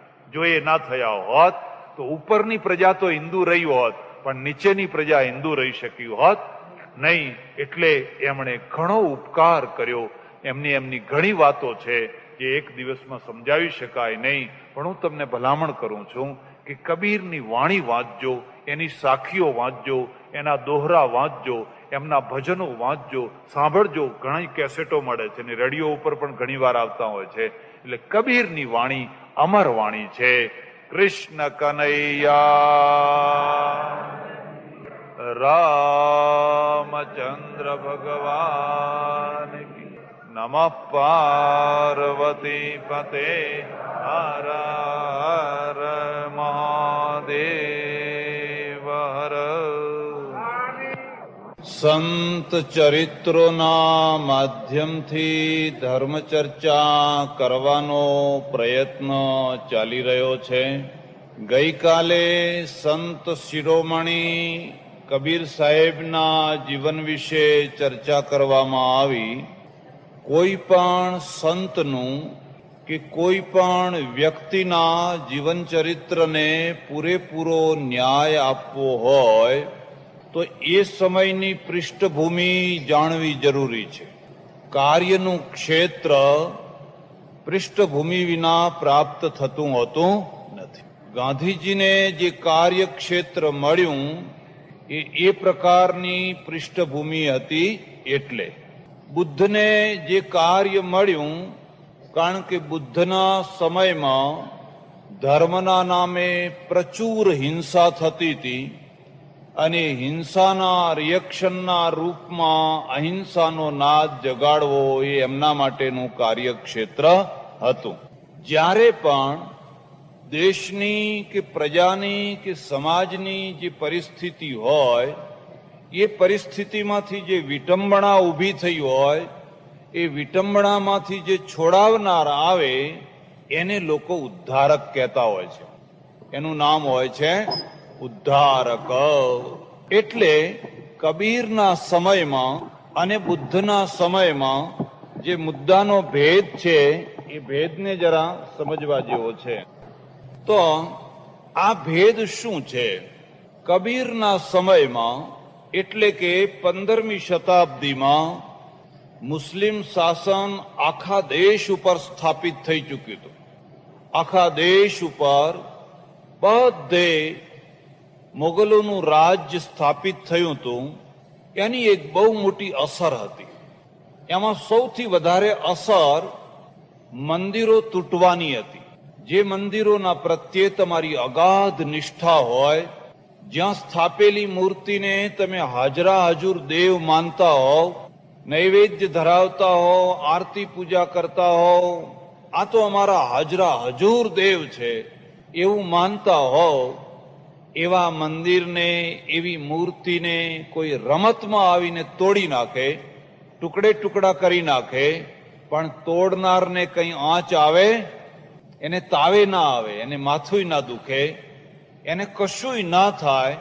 એટલે તમારી જે આસ્થા છે, તમારી જે શ્રદ્ધા છે, એને એક બહુ મોટો ધક્કો લાગે. લાગે કે ના લાગે? જે મંદિરમાં તમે રોજ જતા હો, એ મંદિરમાંથી જો ચોરી થાય, મુગટ લઈ જાય, આંખો લઈ જાય, તોય પણ ધક્કો લાગે છે કે ના લાગે? તો એ લોકો કહેતા હોય છે કે તાર ભગવાને કેમ એમને આંધળા ના કરી નાખ્યા, એવું કહેતા હોય છે કે નથી કહેતા હોય? એવું હતું જ, ભગવાને એમને આંધળા કરી નાખવા હતા ને, પણ ભગવાને કઈ એમને આંધળા કર્યા હોય? એટલે એની શ્રદ્ધાના ઉપર એક બહુ મોટો હથોડાનો પ્રહાર થાય. હવે આમાંથી આખા દેશમાં જે 15મી શતાબ્દીની સ્થિતિ હતી, એ સ્થિતિ એવી હતી કે મંદિરો રહ્યા નતા, અને રહ્યા તો બહુ નજીવા. લોકો ગુપચુપ ચોરી છુપીથી જેમ તેમ ઉપાસના કરતા હતા. એક બીજી વાત છે, તમારી સાથે જે શાસન કરનારી પ્રજા હોય એની અસર તમારા ઉપર પડવાની. પહેરવેશ ઉપર પડે, ભાષા ઉપર પડે, બોલચાલ ઉપર પડે, સંસ્કૃતિ ઉપર પડે કે ના પડે? એ જેવા કપડાં પહેરતા હોય એવા કપડાં તમને પહેરવાની ઈચ્છા થાય. અંગ્રેજો આયા એટલે આપણને કોટ પાટલું પહેરવાની ઈચ્છા થઈ કે ના થઈ? મુસ્લિમોના સમયમાં એમના જેવા ઘણા લોકો કપડાં પહેરતા, એમને મળતા. તો આ એક સામાન્ય પ્રક્રિયા છે, એક સામાન્ય પદ્ધતિ છે. એટલે એની પણ એક બહુ મોટી અસર સમાજ ઉપર થયેલી. અને આવી સ્થિતિમાં સમાજ ગૂંચવાતો હતો, સમાજ મૂંઝાતો હતો. જે પૌરાણિક સમાજ હતો એ પૌરાણિક સમાજ મોટા ભાગની પ્રજાનું સમાધાન કરી શકતો નહોતો. સમાધાન નથી. કેમ આવું થતું હતું? એ આખી પ્રક્રિયાને સમજવી હોય તો યાદ રાખજો, નોટ કરો. ઉપાસના એટલે પૂજા જે છે ને એ પૂજાના 4 પ્રકાર છે. 4 પ્રકાર છે. પહેલો પ્રકાર છે એનું નામ છે બ્રહ્મ પૂજા, ઈશ્વરની પૂજા, બ્રહ્મની. બીજો જે પ્રકાર છે એનું નામ છે દેવ પૂજા, ઇન્દ્ર, વરુણ, કુબેર, યમ, નક્ષત્ર, ગ્રહો વગેરે વગેરે દેવોની પૂજા. ત્રીજો પ્રકાર છે પ્રકૃતિ પૂજા, એટલે પ્રકૃતિની પૂજા, વૃક્ષની, નદીઓની, સમુદ્રની, પર્વતની વગેરે વગેરે જે પ્રકૃતિના, ધરતીની, આવા જુદા જુદા જે પ્રકૃતિના તત્વો છે એ પ્રકૃતિની પૂજા. અને ચોથી પૂજા છે એ વ્યક્તિ પૂજા. આ 4 પૂજાઓ છે. એમાં સૌથી ઊંચી પૂજા કઈ? બ્રહ્મ પૂજા, ઈશ્વર પૂજા. જે એક બ્રહ્મમાં સ્થિર થયો હોય એને કોઈ ભ્રાંતિઓ થાય, એને કઈ ભટકવાનું ના રહે, અને એને કોઈ ભ્રાંતિ પણ રહે. અને કબીરનું મુખ્ય કામ ભ્રાંતિઓ ભાગવાનું હતું. સમાજમાં જે પેસી ગયેલી રૂઢિઓ, ધાર્મિક જે કુમાન્યતાઓ, કુઉપાસનાઓ, એના ઉપર એમણે પ્રહાર કર્યો. અને પ્રહાર કરવા માટે એમણે જે પહેલું કામ કર્યું એ એકેશ્વરવાદ, ઈશ્વર એક છે ને એક છે. કોની અસર હતી? ઇસ્લામની. કોનો પ્રભાવ હતો? ઉપનિષદમાં એક બ્રહ્મવાદ હતો, નતો એમ નહીં, પણ વ્યવહારમાં કઈ દેખાતો? વ્યવહારમાં તો લોકો બહુદેવવાદમાં જ પૂજા કરતા હતા.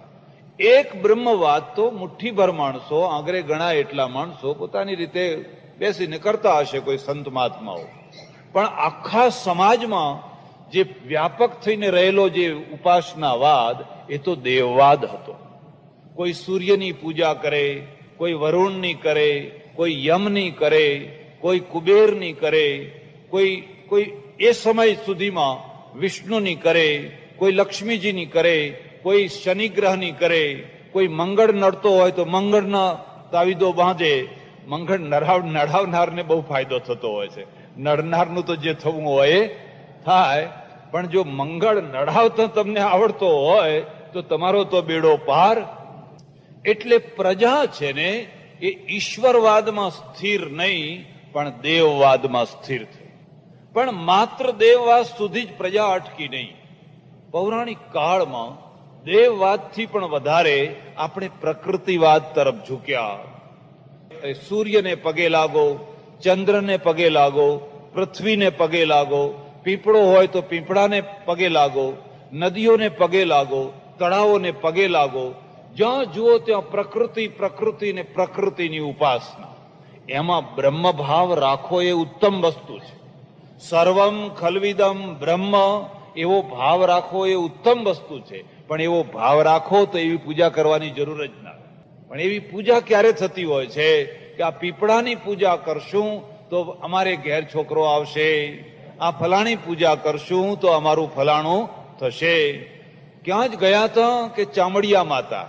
ચામડિયા માતા ક્યાં આયા? આવું તે નામ હોતું હશે? અરે એનું નામ છે ચામુંડા માતા. નામ છે ચામુંડા માતા, પણ લોકોએ અપભ્રંશ શું કરી નાખ્યું? ચામડિયા માતા. કેમ ગયા હતા? તો ઢેબરા ખાવા.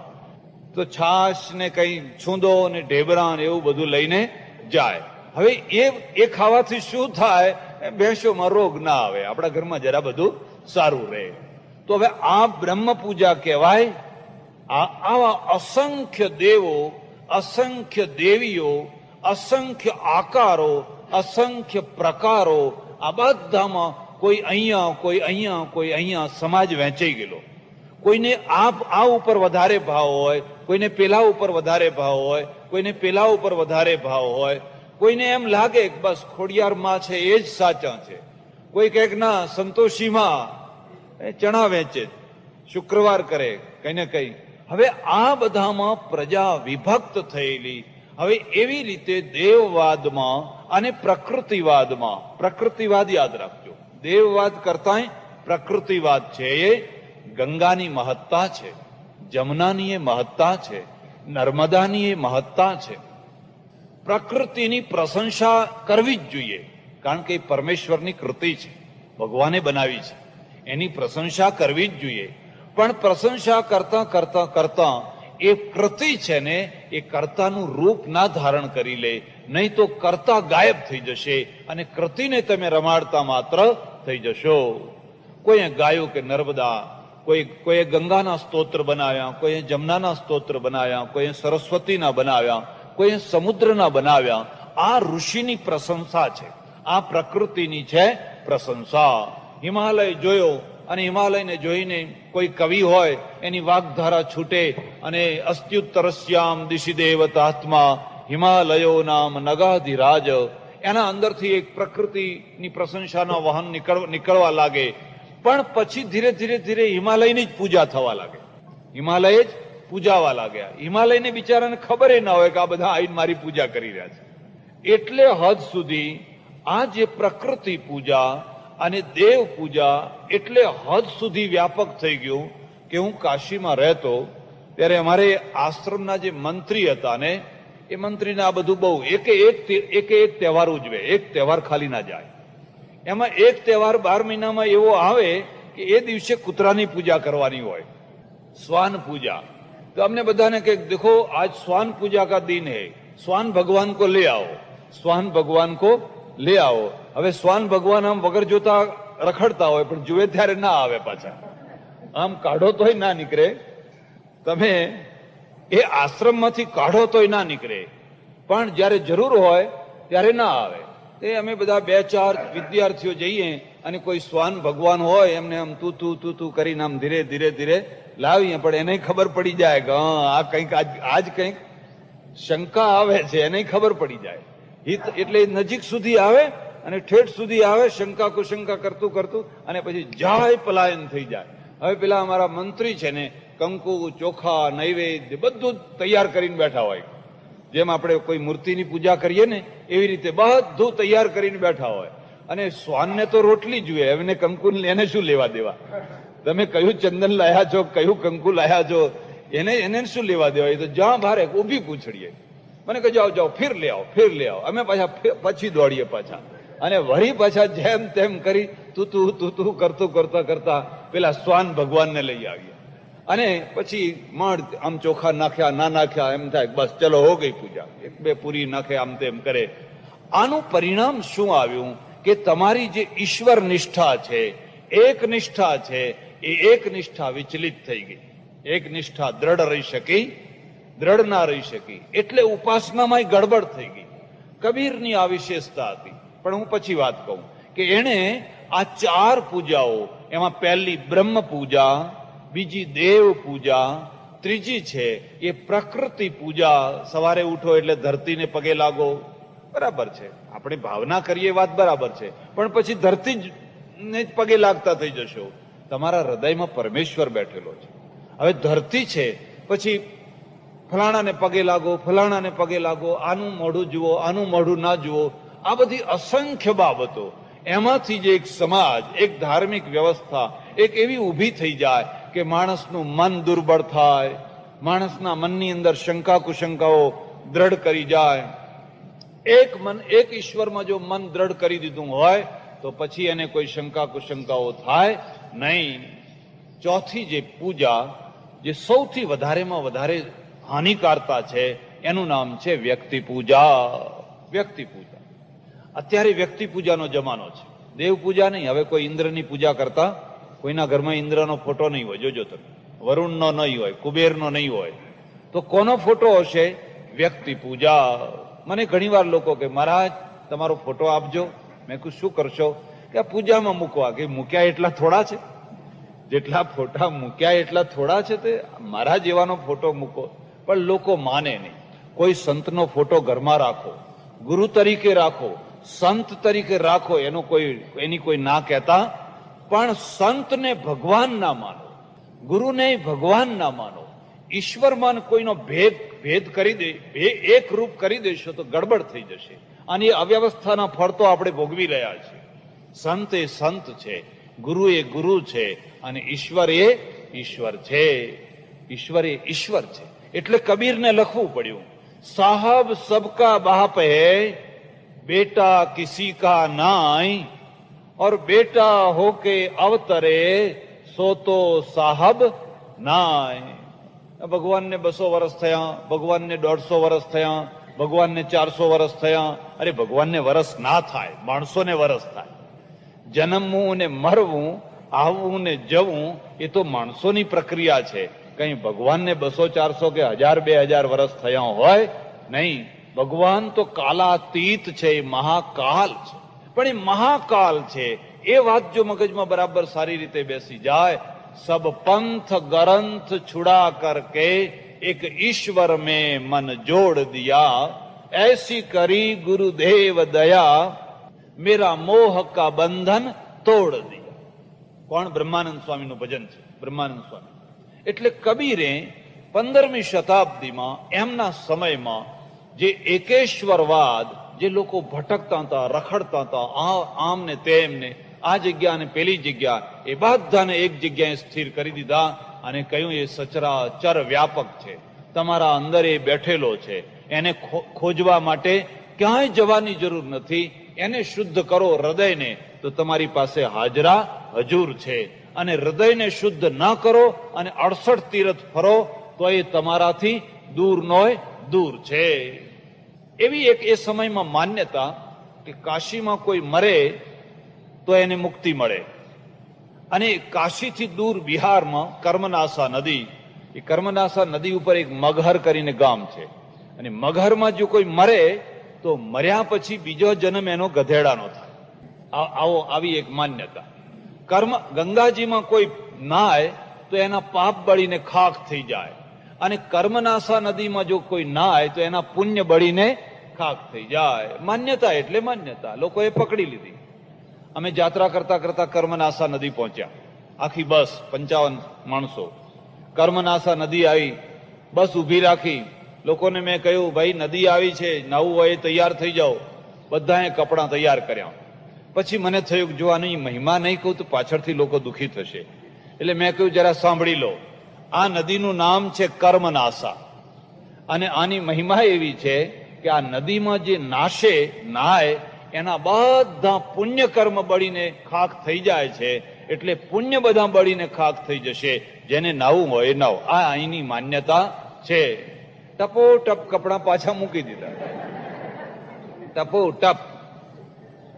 મને કે બાપજી તમે શું કરશો? મેં કહું અમે તો નાશું. તમે નાશો? મેં કહું કેમ? કે અમારે પુણ્ય જ નથી ને. જેને હોય એને બળે ને. અહીં કઈ કર્યું હોય તો બળે ને. અહીં તો આખી જિંદગી લોકોના ટુકડા ખાધા છે. એટલે અમારે તો કઈ બળવાનો પ્રશ્ન જ નથી. એટલે હા મહારાજ તમારે તો ખરું એમ કે તમને નવાઈ થશે. 5 કે 6 માણસો નાયા, બાકીના બધા નાયા વિના એમને એમ બેસી રહ્યા. એ કર્મનાસાના કિનારા ઉપર મગહર નામનું ગામ છે. અને મગહરમાં રહેનારો માણસ જયારે મરવાનો થાય એટલે કે ના મારો ખાટલો બીજા ગામ લઈ જાઓ. મગહરમાં મર્યા પછી ગધેડો થવું પડે, અમારે મગહરમાં મરવું. એટલે હદ સુધી આ માન્યતા દ્રઢ છે કે કર્મનાસા ઉપર જે બાંધવામાં આવ્યો એનું પાણી ખેતરોમાં લેવા તૈયાર નહીં ખેડૂતો.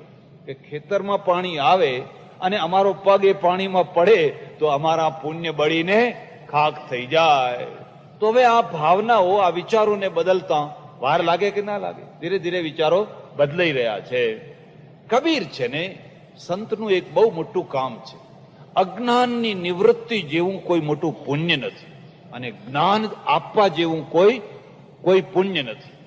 બાકી બધું તમે કરો, કોઈને અનાજ આપો, કોઈને કપડું આપો, પણ કોઈના જન્મની ગ્રંથિઓ પડી હોય, જન્મની ગાંઠો વળેલી હોય ને ગાંઠો તમે કાપી નાખો, એને જે આનંદ થાય, એને જે એક માર્ગ મળે, એક રસ્તો મળે, એના જેવું એને એક નવું જીવન મળે.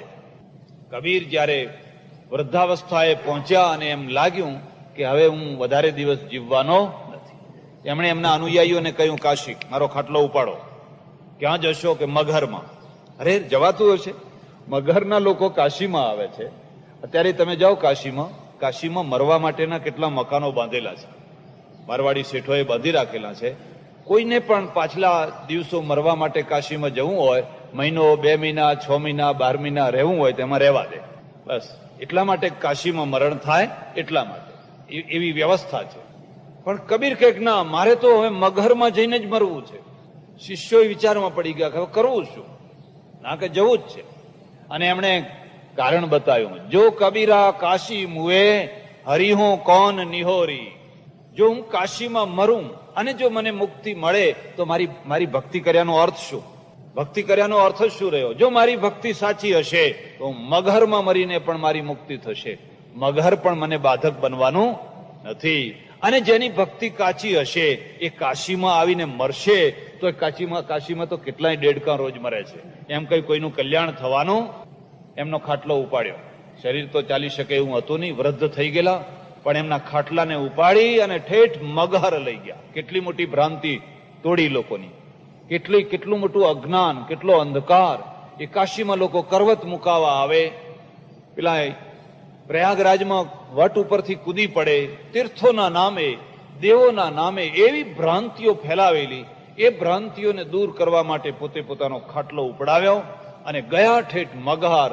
અને મગહર ગયા, થોડા દિવસ રહ્યા અને પછી એમણે કહ્યું, બસ હવે હું એક રૂમમાં જઈશ અને હવે મારા દર્શન બીજા કોઈને થવાના નથી.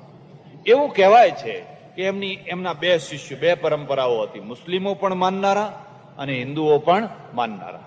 મુસ્લિમો એમને પીર માને અને હિન્દુઓ એમને સંત માને, બંને માને. બહાર ભજનની રમઝટ ચાલી છે. કબીરના ભજન વસાવજો. એક ભજન છે ને લાખ રૂપિયા. મને સૌથી પહેલામાં પહેલો જે વૈરાગ્ય થયો ને કબીરના ભજનથી. અને ભજન પહેલા હું બહુ ગાતો, બહુ સંભળાવતો, નોકરી કરતો. અને પછી ડોક્ટરે વેમ નાખી દીધો. એક ડોક્ટરે, તને ટીબી થયો છે. અને જમાનામાં ટીબી થાય એટલે માણસ કઈ જીવતો રહે, એટલે એમ નક્કી જ સમજવું કે 6-12 મહિનાના મહેમાન છીએ. પણ પછી એક બીજો પારસી ડોક્ટર, અને પારસી ડોક્ટરે મને કહ્યું કે જો તું ગામથી બહાર કોઈ ખુલ્લી હવામાં રહે તો કદાચ તને લાભ થાય. તો પછી ગામથી બહાર એક પારસીનો બંગલો, અને પારસીએ ત્યાં આત્મહત્યા કરેલી એટલે ભૂતિયો બંગલો. એ ભૂતિયા બંગલામાં કોઈ રહે, એની આજુબાજુ બધી વાડી, નારિયેરીઓ, બહુ સરસ. પારસી એટલો શોખીન, એને પોતાનું જનરેટર મૂકીને લાઇટ કરેલી. ગામમાં લાઇટ નહીં પણ પોતાનું સ્પેશિયલ જનરેટર વસાવી અને એને એ બધી વ્યવસ્થા કરેલી. આલિશાન બંગલો. પણ ખેડૂત પણ રાત્રે રહે. ત્યારે મેં કહ્યું આપણે ભૂતિયા બંગલામાં રહેવું. હું માનું નહીં ભૂતમાં. અને મેં કહ્યું, નક્કી કર્યું કે આપણે આ બંગલામાં રહેવું. એનો માલિક જે હતો ને એને મને કહ્યું, જો તમે રહેતા હોય તો મફત આપીએ, એમ કે કઈ ભાડું નહીં લેવાનું અને ઉપરથી તમને મફત આપીએ. અને હું મફત બંગલામાં રહ્યો. થોડાક દિવસ રહ્યો એટલે લોકોને ખાતરી થવા લાગી. મને પૂછે, કઈ દેખાય છે, કઈ અનુભવાય છે?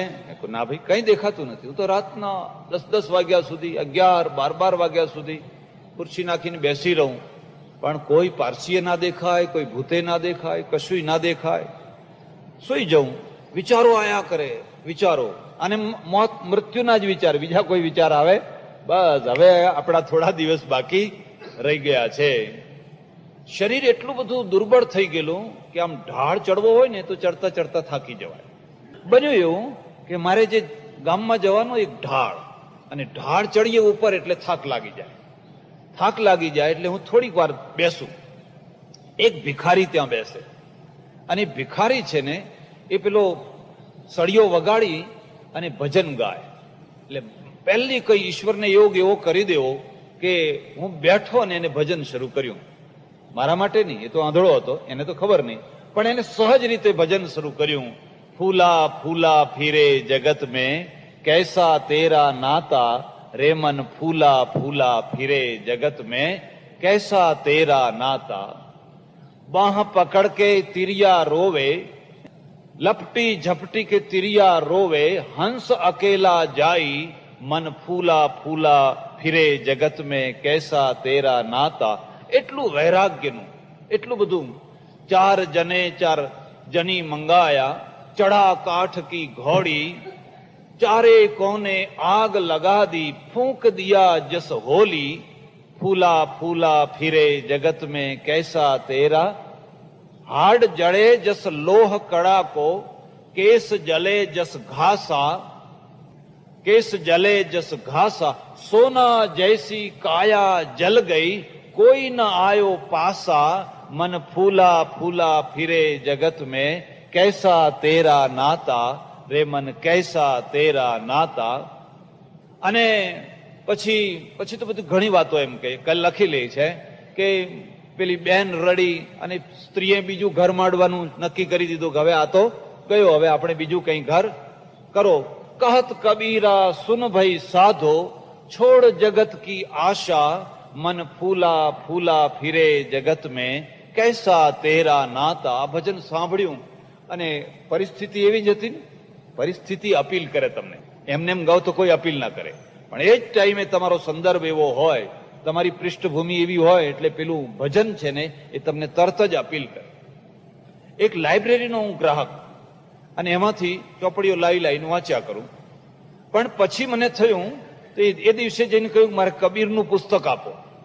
અને એક પારસીનું રચેલું કબીર વાણી પુસ્તક મારા હાથમાં આવ્યું પહેલું, અને એણે મારા ઉપર ચોટ કરી, અસર કરી, એણે મારા ઉપર પ્રભાવ નાખ્યો. પછી ધીરે ધીરે તો બધું ઘણું આખી લાઈન બદલાઈ ગઈ. નોવેલો વાંચવાની જગ્યાએ પછી ધાર્મિક પુસ્તકો વાંચતો થઈ ગયો. તો કબીર છે ને એ કબીરની આ ખાસિયત કે એના ભજનમાં હૃદયના આર પાર ઉતરી જાય એવા શબ્દો, ભણેલા નહીં પણ પરાવાણી નીકળે, આપોઆપ અંદરથી પરાવાણી નીકળે. એટલે એમના હિન્દુ પણ અનુયાયીઓ, મુસ્લિમ પણ અનુયાયીઓ એ પોતે રૂમમાં બેઠા અને બહાર કીર્તન થઈ રહ્યું છે, સત્યનામ સદગુરુ કબીર હે પ્યારે, હે નાથ શરણ તિહારે, એવું કીર્તન થઈ રહ્યું છે.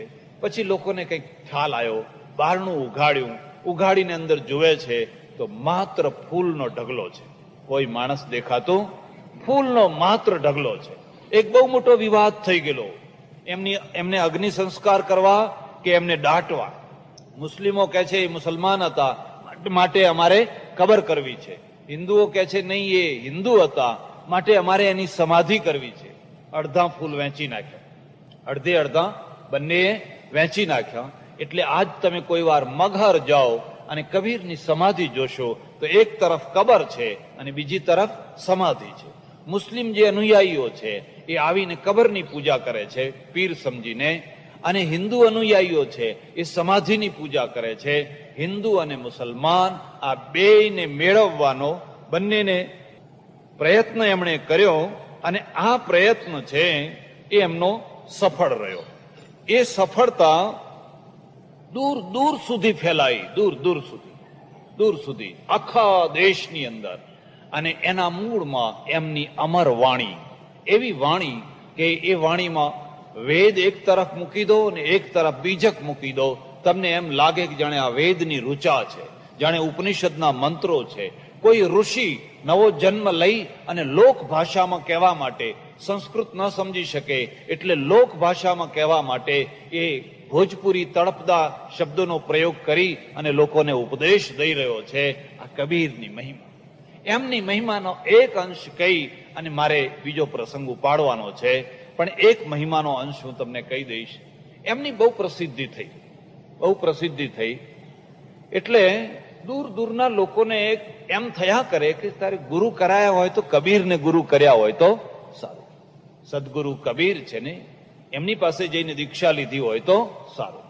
અને લોકોમાં એક ગાડરિયો પ્રવાહ હોય છે કે નથી હોતો? ટોળું થતું હોય ત્યાં ટોળું.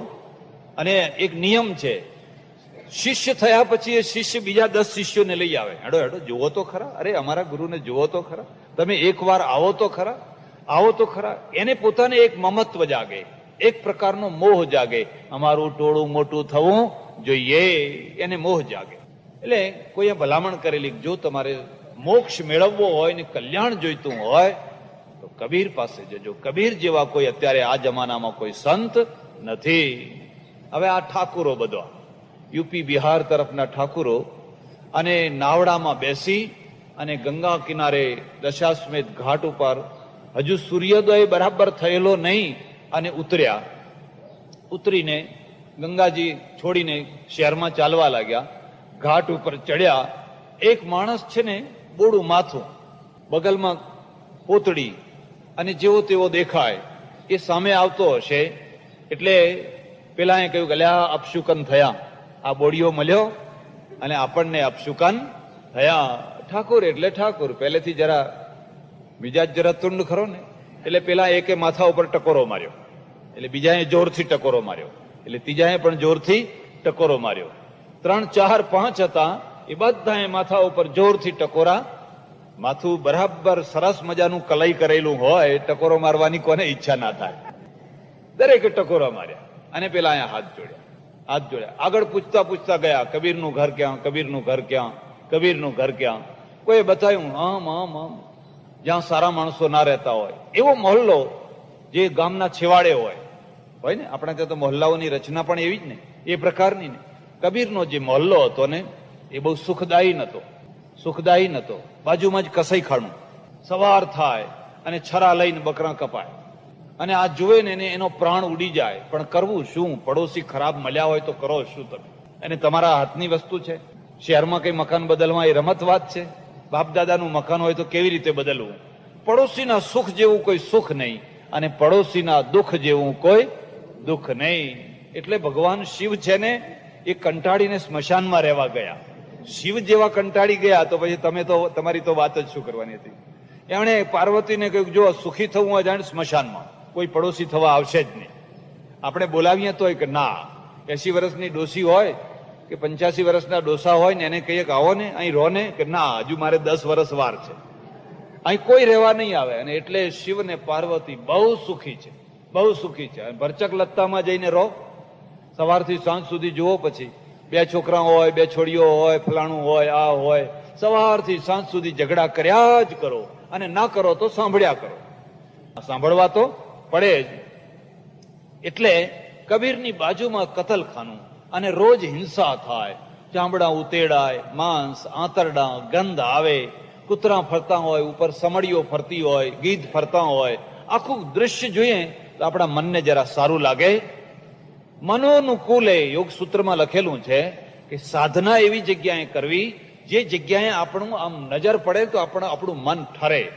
એવી જગ્યાએ ના રહેવું કે જે જગ્યાએ નજર પડવાથી આપણા મનમાં ગ્લાનિ થાય, આપણું મન દુઃખી થાય. એવી જગ્યાએ રહેવું નહીં. હવે આ તો જ્યાં જુઓ ત્યાં કઈ આંતરડા લટકતા હોય, કઈ ચામડા લટકતા હોય, કઈ પેલું બે થતું હોય, કઈ આ બધું આવું જ દ્રશ્ય હોય. કરવું શું? બહુ સુંદર એનો એક સાખી લખી છે. લખવી હોય તો લખી લેજો. कबीरा तेरी झोंपड़ी गलकटियन के पास, गलकट्टों के पास, करेगा सो पाएगा, તું क्यों फिरे उदास. શું કરો પછી હવે છૂટકો જ. कबीरा तेरी झोंपड़ी गलकट्टों के पास, जो करेगा सो भरेगा, તું क्यों फिरे उदास. બસ યોગ સૂત્રમાં મેળવી લો આ તત્વને. યોગ સૂત્રકારે કહ્યું 4 પ્રકારની વૃત્તિ રાખે તો એ માણસ સુખી થાય, નહીં તો સુખી ના થાય. સુખ દુઃખ પુણ્ય વિષયાણામ ભાવનાત ચિત્ત પ્રસાદનમ મુદિતોપેક્ષાણામ. પુણ્ય સુખ દુઃખ પુણ્ય વિષયાણામ. એકમાં મુદિતા, મૈત્રી કરુણા મુદિતોપેક્ષાણામ ભાવનાત ચિત્ત પ્રસાદનમ. બધી વ્યાખ્યા નહીં કરું ને તો વિષયાંતર થઈ જાય. પણ યોગ સૂત્રમાં આ જ વાત લખી છે, છતાં ટૂંકાણમાં કહી દઉં કારણ કે પછી ક્યારેક સાંભળવાનું મળશે. 4 પ્રકારના માણસો સાથે 4 પ્રકારની વૃત્તિ રાખવી. જે પુણ્યાત્માઓ હોય ને એમની સાથે મુદિતા, પ્રસન્ન રહેવું. મૈત્રી, એમની સાથે મૈત્રી. મુદિતા સુખ દુઃખ પુણ્ય વિષયાણામ ભાવનાત ચિત્ત પ્રસાદનમ. નહીં, સુખી માણસો જે હોય એ સુખી માણસોની સાથે મૈત્રી, દુઃખી માણસો સાથે કરુણા. એમના દુઃખના ઉપર ડામ ના દેવો. હવે એક તો દુઃખી હોય, કોડ નીકળ્યો, માનો સફેદ ચાઠા થઈ ગયા, હવે એ તો દુઃખી છે જ. એમાં ઉપરથી તમે જ્યારે જુઓ ત્યારે કોઢી એવી આડી અવડી વાતો કર્યા કરો એટલે પેલાને દુઃખ થાય કે ના થાય. અને દુઃખ થાય એનું અંતર કપાઈ જાય તો એનું પાપ તમને લાગે કે ના લાગે. એટલે જે દુઃખી માણસો છે એના ઉપર કરુણા કરો.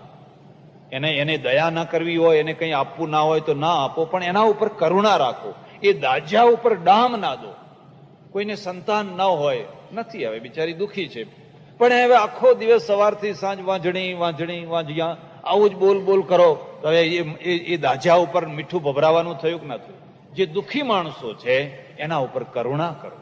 અને જે પુણ્યાત્માઓ છે, જે પુણ્યમય જીવન જીવે છે, પરમાર્થમય પરોપકારમય જીવન જીવે છે, એમના પ્રત્યે મૈત્રી રાખો, એમનો સંબંધ રાખો. એમના પ્રત્યે મુદિતા, એમને જોઈને ખુશી થાવ કે જો કેટલું કમાઈ રહ્યો છે, આપણાથી કંઈ થતું નથી. એમને જોઈને પ્રસન્ન થાવ, કોઈનું પુણ્ય જોઈને બળી ના મરો. તમારા ઘરમાંથી ના આપો તો કઈ નહીં, પણ બાજુના ઘરમાંથી અપાતું હોય તો બળી મરવાની જરૂર. અને પછી જે પાપી લોકો છે, પુણ્ય વિષયાણામ, પાપી લોકો છે, એ પાપીને જોઈને શું કહો છો? ઉપેક્ષા. યોગ સૂત્રમાં લખ્યું, પતંજલિએ લખ્યું, ઉપેક્ષાતઃ ચિત્ત પ્રસાદનમ. આ 4 પ્રકારની વૃત્તિ 4 જગ્યાએ કરે તો એનું ચિત્ત પ્રસન્ન રહે, નહીં તો ચિત્ત વગર જોતું દુખી થયા કરે. એટલે કબીરને આ વાત લખવી પડી. કબીરા તેરી ઝોપડી ગલકટિયન કે પાસ, કરેગા સો પાએગા તું ક્યું ફિરે ઉદાસ. અરે એક એક દોહરા એમના જુઓ. કબીરા ખડા બજાર में लिए लकूटी हाथ, जो जाले घर આપના સો ચલે હમારે સાથ. બસ હૃદયની પાર થઈ જાય વાણી. આવો, હું લાકડી લઈને ઉભો છું, મારી સાથે જેને ચલવું હોય ઘર બાળીને આવો. પહેલા ઘર બાળી આવો. ઘર બાળવા કોઈ તૈયાર થાય ખરું? કે મહારાજ તમારે શું, આગળ નહીં પાછળ નહીં, અમારે તો બધો વિચાર કરવો પડે. કઈ ઘર બાળીને તીરથ કરવા નથી, અને ઘર બાળ્યા વિના તીરથ થાય જ નહીં. ઘર બાળ્યા વિના તીરથ થાય. અને કબીરે લખી દીધું, એનો તરત જ સમાધાન કરી દીધું. ઘર બાળે ઘર ઉબરે, ઘર રાખે ઘર જાય. જેણે ઘર બાળ્યા એના ઘર અમર થઈ ગયા, અને જેણે ઘર સાચવ્યા એના ઘર ખતમ થઈ ગયા. કોઈ કાગડો બેસતો નથી, એના ઘર ખતમ થઈ ગયા. જેણે ઘર બાળ્યા, બુદ્ધે બાળ્યું તો આખા ગામે ગામ એમના ઘર થયા ને, મંદિરો થયા ને. મહાવીરે બાળ્યું, મહાવીરના મંદિર થયા કે. રામે બાળ્યું, એ અયોધ્યાને છોડીને ચાલતા થઈ ગયા, એટલે રામના મંદિરો થયા ને. પણ આ વાત જલ્દી કોઈની સમજમાં આવી. કબીરા ખડા બજાર મેં સબકી પૂછે ખેર. બધાને જે મળે એને, ભાઈ બધા મજામાં તો છો ને, તબિયત તો સારી છે ને, છોકરા તો સારા છે ને, એમ બધાને પૂછે. પૂછવાથી અને આનંદ થાય. ના કાહુ સે દોસ્તી ઓર ના કાહુ સે બેર. આમ અંદરમાં ઊંડાણમાં જઈને જુઓ તો કોઈના સાથે દોસ્તી નથી અને કોઈની સાથે વેર પણ નથી. આવો, બેસો, ઉઠો, ના આવો તો તમારી મરજી, અને આવો તોય તમારી મરજી. એક એક વાણી અદ્ભુત નાભીમાંથી નીકળેલી વાણી. કસ્તુરી કુંડલ બસે, મૃગ ઢૂંઢે બનમાય, તૈસે હૃદય રામ હે, લોગવા સમજત નાય. પેલા મૃગના નાભીની અંદર કસ્તુરી મૂકેલી છે, અને એની સુગંધમાં ભટક્યા કરે છે, પણ એને ખબર નથી કે તારી નાભીમાં જ કસ્તુરી છે. એમ એવી જ રીતે ભગવાન તમારા હૃદયમાં બેઠો છે. શા માટે દોડાદોડી કરો છો? શા માટે પડાપડી કરો છો? કેટલા હમણાં કચરાઈને મરી ગયા? મોક્ષ થઈ ગયો ને બધાનો, મોક્ષ થઈ ગયો ને. શા માટે આવું કરો છો? તમે જ્યાં બેઠા છો ત્યાં જ ભગવાન છે. પેલા તો જઈને બેઠા અને ઝૂંપડી જોવા લાગ્યા, અંદર અંદર વિચાર કરવા લાગ્યા કે આવું આપણું ગુરુસ્થાન તો આપણને શોભે. ગુરુસ્થાન કેવું હોવું જોઈએ? આમ જહો જલાલી વાળો, આમ કિલ્લા જેવો આશ્રમ હોય, મોટો મઠ હોય, નોબતો વાગતી હોય, શરણાઈઓ વાગતી હોય, સેંકડો હજારો માણસો અવર જવર કરતા હોય, મોટા સિંહાસન ઉપર, સોના ચાંદીના સિંહાસન ઉપર ગુરુ મહારાજ બેઠા હોય, હારના ઢગલા થઈ જતા હોય, આવું બધું હોય તો બરાબર છે. લોકોને કહેવાય જો અમારા ગુરુ કેવા છે, એમ કે જો તો ખરો અમારા ગુરુ કેવા છે. વ્યવહારિક માણસને આધ્યાત્મિક ક્ષેત્રમાં વ્યવહારિક જ દ્રષ્ટિ રહે, એ વ્યવહારિક દ્રષ્ટિ એની છૂટે. અષ્ટાવક્ર ઘેર આવ્યો હોય પણ એને ઓળખી શકે, પણ કોઈ ઢોંગી આવ્યો હોય તો ઓળખી તો એના ચરણોમાં પડી જાય. અરે આ તો આત્મજ્ઞાન છે, આ તો અંદરનું જ્ઞાન છે. પણ અંદરના જ્ઞાનને ને ઝૂંપડીને કઈ લેવા દેવા? ઋષિઓ ઝૂંપડીમાં રહેતા કે નહીં? વનમાં જઈને રહેતા કે નહીં? એટલે એ તો વિચાર કરવા લાગ્યા કે આવી જગ્યાએ આપણે દીક્ષા લઈશું તો લોકો આપણને કહેશે શું કે આવા ગુરુ કર્યા તમને? એક તો નાતનું ઠેકાણું નહીં, એક તો હલકી જાત, હલકી જાતમાં પાછા ગરીબ, ઘરમાં ખાવાનું ઠેકાણું નહીં. આવા ગુરુ કરીએ એ કઈ આપણને શોભે નહીં. એવી વાત કરતા હતા એટલામાં તો પેલા માથું મુઢાવેલું એ આવ્યા એટલે એમને જોયા કે આ તો અહીં આવ્યા. પેલી લોહી હતી ને, એમને પૂછ્યું પેલો માણસ આવે એ કોણ છે? કે એ જ કબીર સાહેબ. શું વાત કરો છો? કે એ જ કબીર સાહેબ. એકબીજાનું મોઢું જોયે કે આને તો આપણે ટકોરા માર્યા હતા, અને માથા ઉપર તો આપણે ટકોરા માર્યા હતા. અને કબીરને લખવું પડ્યું, ગુરુ લોભી શિષ્ય લાલચી, દોનું ખેલે દાવ, દોનું બૂડે બાપુડે, બેઠ પથ્થર કી નાવ. અહીંયા ગુરુ કરાવનારા ઘણા છે, શિષ્ય થનારા ઘણા છે, પણ બે લોભી ને લાલચી છે.